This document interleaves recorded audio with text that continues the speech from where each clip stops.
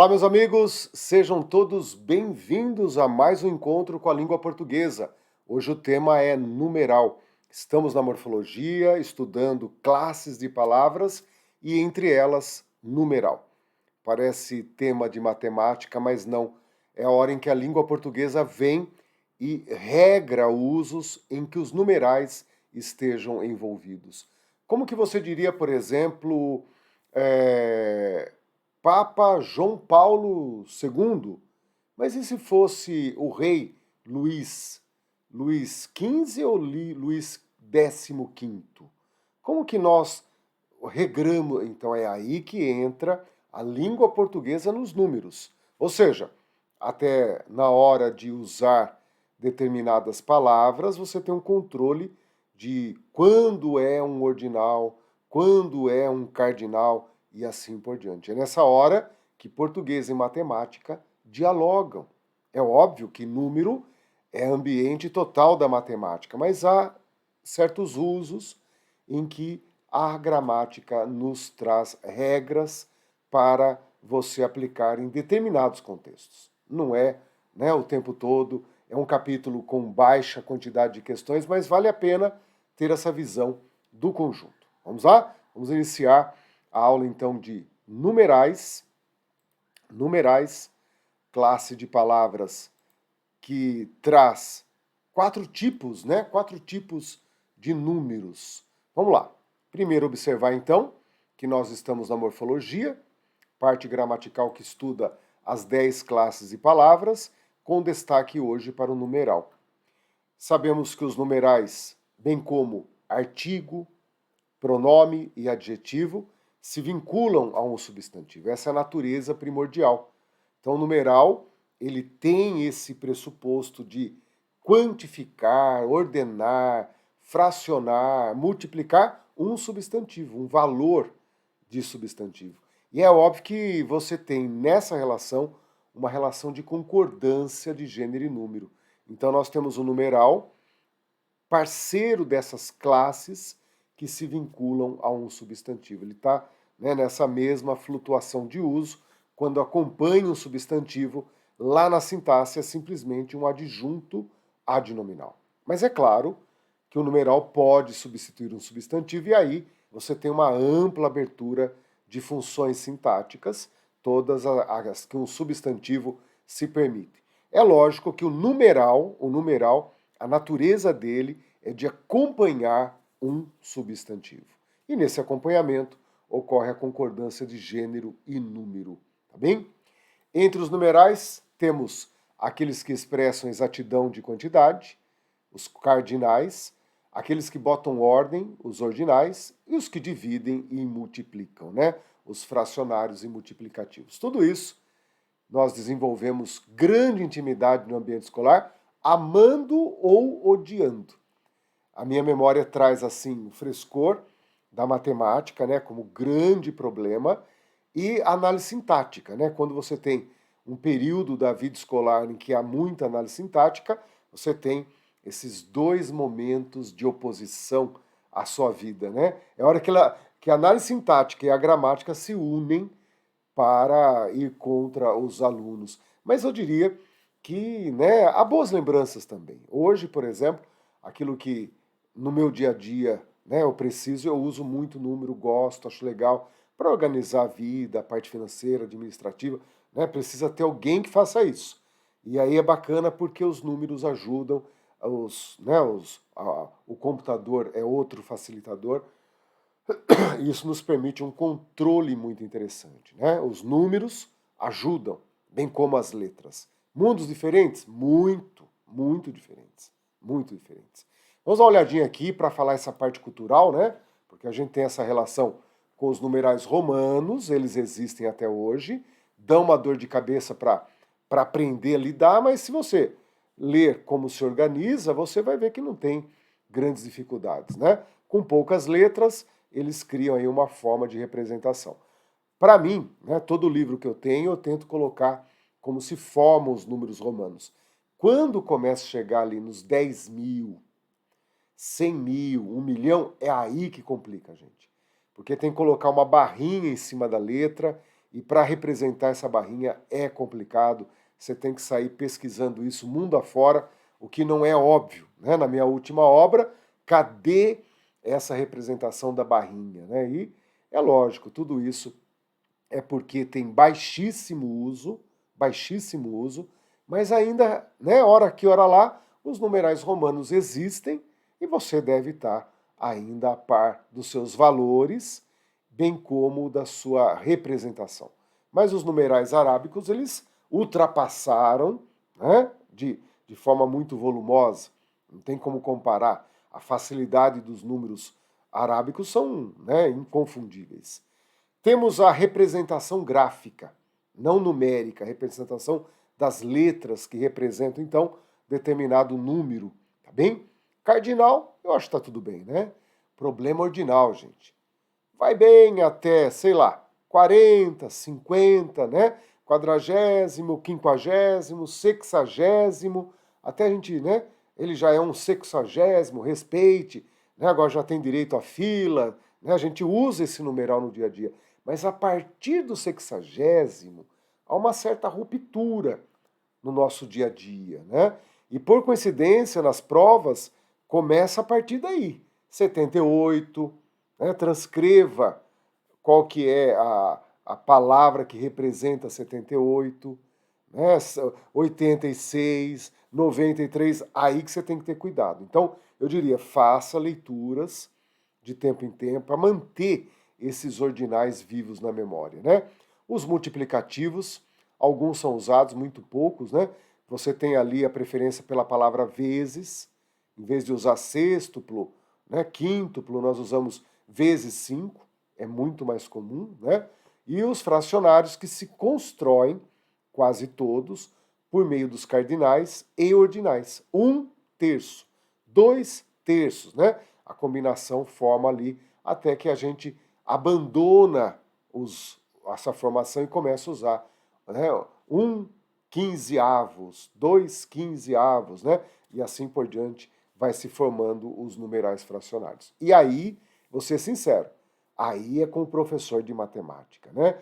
Eu vou até aí na tabelinha, mas é uma coisa que de pouco uso na vida, raríssimo uso, é muito mais enciclopédico, né? E por isso bons materiais ajudam na pesquisa, porque para guardar isso na memória, aí é demais, né? É demais. Vejam que aqueles que temos utilidade, eles estão frescos na memória, sem dúvida alguma, né? E isso tudo remonta à nossa vida escolar. Isso está ligado intimamente com as aulas de matemática, né? Vejam que nós temos alguns números que aceitam duas grafias, 14 entre os cardinais e o 11º, 12º, o 70º, septigentésimo e o nongentésimo, né, que aceitam duas grafias corretas. Entre os cardinais, o 14 tem dupla grafia, mas, né, o 50 não. E até tem aqueles que vão falar assim, professor, mas 50 não vem de 5? Então 40 deveria vir de 4. Né? E daí você teria que usar 4enta, 50. Não, 50 não tem nada a ver com essa coisa etimológica de vir de 5 ou, né, do numeral 4, porque senão seria 4enta, 4enta reais, o que ninguém tem coragem de fazer. Então não tem lógica nenhuma querer ortografar, né, dessa maneira, justificando a origem. Aí é o empréstimo do latim e o que nos chega é 40, 50 com QU, né, sem choro nem vela. 50 com CO não existe na língua portuguesa. Isso daí, gente, isso aí nos traz um pouco, não no caso dos 50 não é no caso dos 50. Vou falar uma coisa aqui que até me deixa assim, meio chateado, né? Que não tem mais cheque hoje em dia. Não tem mais cheque, né? Inclusive agora há pouco eu peguei 2 talões que eu tinha ali, mal usados, né? Todo antigo, não sei de que ano que era, e cortei algumas folhas emprestando para minha filha. Porque ela, todo mês, ela está no último ano do ensino fundamental. E todo mês eles têm uma atividade na classe deles, que é uma festinha ali que eles fazem, né? Uma peça, como se fosse uma peça, né? Então tem o dia hippie, tem que ir vestido de hippie, né? Tem que ter a troca de gênero, homem vai com roupa de mulher, mulher vai com roupa de homem, dia do brega, e assim eles vão variando, né? Quem não vai paga uma multa para a formatura deles. E achei muito legal que ontem ela chegou dizendo que tem que arranjar alguma coisa para fantasiar de agiota. Eu falei assim, mas que é isso? Né? Nem em carnaval ninguém vai se fantasiar de agiota. Não, pai, amanhã se tudo deu errado. Olha que legal, gente. Se tudo deu errado. E daí ela falou alguns lá, né? Assassino de aluguel. Ela escolheu agiota. Eu falei, legal, gostei. Né? Se tudo deu errado. Então, né, estudaram, se tudo der errado, o que vocês vão ser na vida? E ela escolheu agiota, né? Arranjei uma pastinha que eu tenho, uma pastinha que eu uso para aulas presenciais, para levar algumas coisas dentro, carteira, uma escova de dente, um pente, né? Para ficar ali dentro das emergências de quando a gente sai de casa. Peguei algumas notas antigas de cruzeiro, cruzado novo, né? Também peguei algumas notas que eu tinha da Argentina, de pesos, muito antigo, né? Muito antigo. Lá também mudava a moeda o tempo todo. Falei, ó, Laura, fala que é euro isso aqui. Que é uma nota bonita, novinha, né? Fala que é euro, ó. Fala que é euro, né? E ela arranjou, então, um traje, né? A rigor, muito interessante. Vai de agiota amanhã, né? E o talão de cheque, que eu dei para ela. Vai com o talão também. Se faltar, você fala, ó, querem cheque e tal, né? Talão de cheque. E quando se preenchia talão de cheque antigamente, para evitar, conhecendo o Brasil como nós conhecemos, né, para evitar qualquer desengano, a pessoa escrevia, por exemplo, 1 com H, né, então esse 1 com H não existe. É típico do ambiente, vamos dizer assim, da possibilidade de falsear a letra, de falsificar o cheque. Né, então esse 1 com H, ele não existe na nossa língua portuguesa. Então percebam como nós temos, né, artifícios. Os 50 não. 50, ninguém pode inventar uma justificativa desse tipo. O 1 é que era usado com H para não virar 11. Não que eu tivesse as manhas e artimanhas, né, caligráficas para transformar um 1 em 11. Mas tem gente por aí que fazia, né? Gente que falsificava os valores, dá um jeitinho, tanto no número quanto na letra, para fazer isso daí. Nós temos a palavra milhar, cuidado, que aí começa a interessar o concurso público. A palavra milhar é masculina, tá bem? No jogo do bicho, então, é acertei no milhar. Quando você fizer frases como 200 milhares de pessoas, né? 200 milhares de mulheres, tá bem? Cuidado, porque milhar é um substantivo masculino, tá bom? A palavra milhão, ela deve ser usada no singular quando a gente usa essa forma de representar, né? 1,5 milhão, porque o milhão está concordando com 1. É 1 milhão e 500 mil. É 1 milhão e 900 mil. Então é 1,9 milhão. Já vi em duas provas 1,9 milhões. Não, é 1,9 milhão. 1,9 milhão de pessoas estiveram no local. 1,9 milhão. Porque é 1 milhão e 900 mil pessoas estiveram no local. Então fica atento a esse momento episódico em que é mais fácil errar do que acertar. A gente olha 1,9, dá uma vontade louca de colocar no plural e não pode, porque o 1 é 1 milhão. O 9 é o 900 mil, tá bom? Também é importante perceber essa distinção, que é difícil, hein, gente? Presta atenção, ó. Milhão é masculino. Então você diz 200 milhões de pessoas. E daí por diante, né? Bilhão, trilhão, substantivo. Substantivo não, é um numeral com natureza substantiva. A história do português é que vai explicar isso daí, né? Mas ele é diferente de 1000, por exemplo. Milhão é um numeral com natureza substantiva, tanto que ele se forma diferentemente. Que a gente tem que usar a preposição. 200 milhões de pessoas. Diferente de 1000. Então notem que milhões é masculino e você vai concordar com milhões. Então você vai dizer 200 milhões de pessoas. Agora, a partir de 1000 para baixo, você concorda com o substantivo. 200 mil pessoas. Tá bom? Então imagine esse número aí. Como que você falaria esse número? Imagine você receber uma coisa falando para 200 mil pessoas. Como que você falaria isso? Né?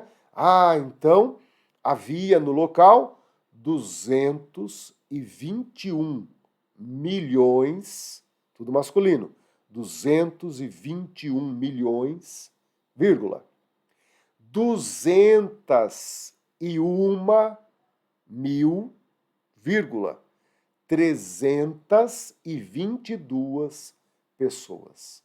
A partir do 1.000, começou a concordar com pessoas. Enquanto era milhão, não.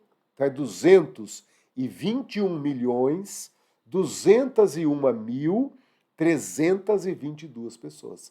Dá um remeleixo na cabeça, não dá? Mas a divisão é 1.000.000. A partir do 1.000.000 é masculino. Voltou para a casa do 1.000, aí concorda com o substantivo. Concorda com o substantivo. Né? Se você notar, muitos que têm que descrever valores, né? Quem mexe, por exemplo, com processos que envolvem, né, muito dinheiro, ações, frações, isso ocorre uma falha com grande constância. Tem que ficar bem atento a esse momento aí, tá? Também é importante perceber, aí sim, um momento comum em prova, né? Quando se usa os ordinais, depois de reis, imperadores, papas e séculos, de 1 a 10, ordinal. De 11 em diante, cardinal. Então, né, rei, imperador, papa, séculos, você vai usar de 1 a 10, ordinal, e de 11 em diante começa o numeral.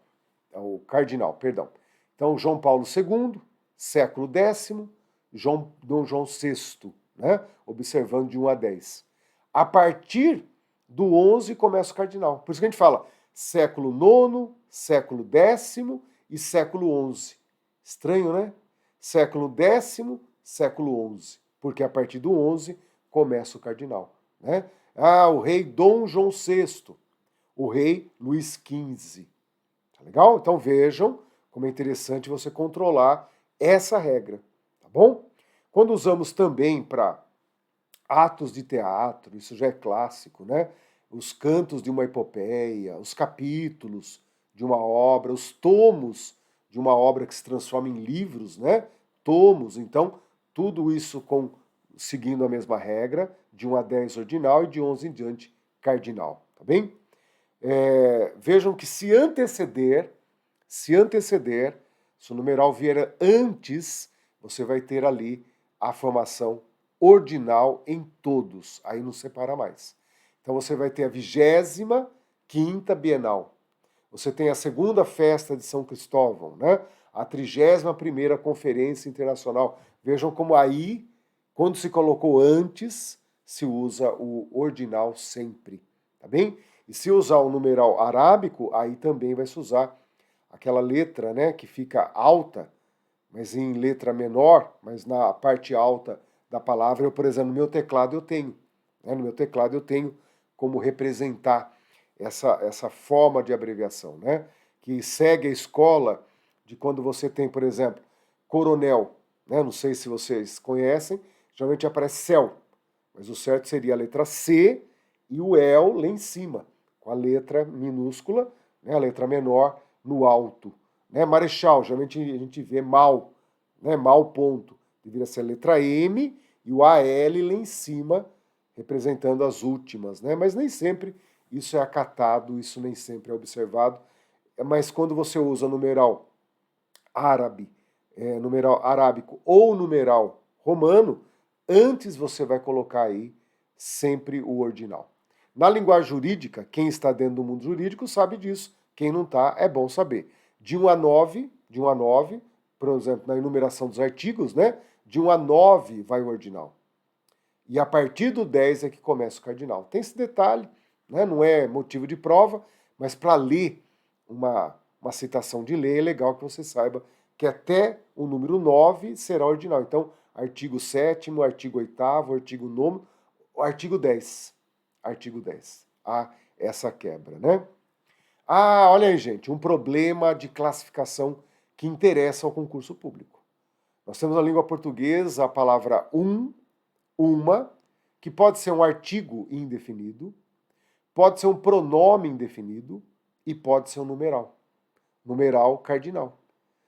Vejam que nesse momento nós temos né, 3 possibilidades de classificação, 3 possibilidades bastante perigosas. Se você não distinguir quando é um e quando é outro, você terá confusão. Então, vamos ao primeiro. Genericamente, um artigo 1, artigo indefinido. O artigo uma, artigo indefinido, vai acompanhar o substantivo.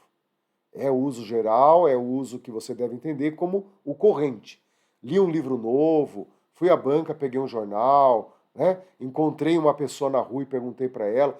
Esse uma, acompanhado de substantivo, é artigo indefinido. A priori, é artigo indefinido. Tá legal? Haverá momentos que é muito difícil diferenciar artigo de numeral. Vou ser sincero. E a tendência é a classificação como artigo.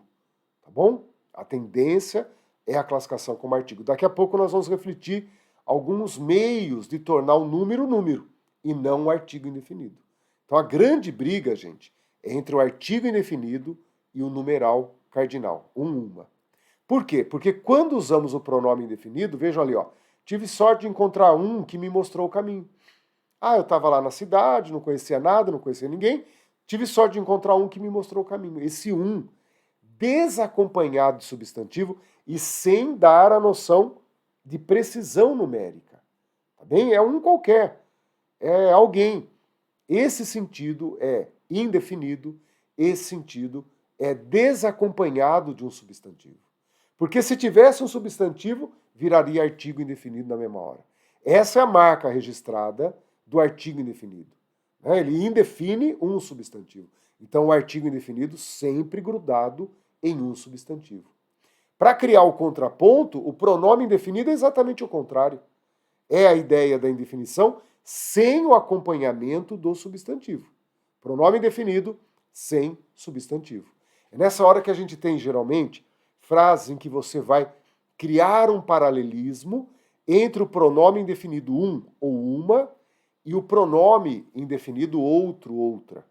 Uns falam besteira, outros escutam quieto. Um participa, o outro dorme.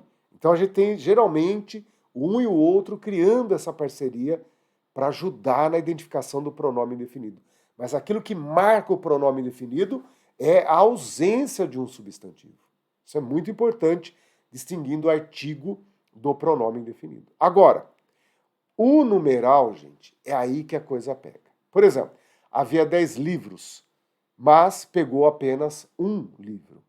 Vejam como a gente precisa dar um contexto numérico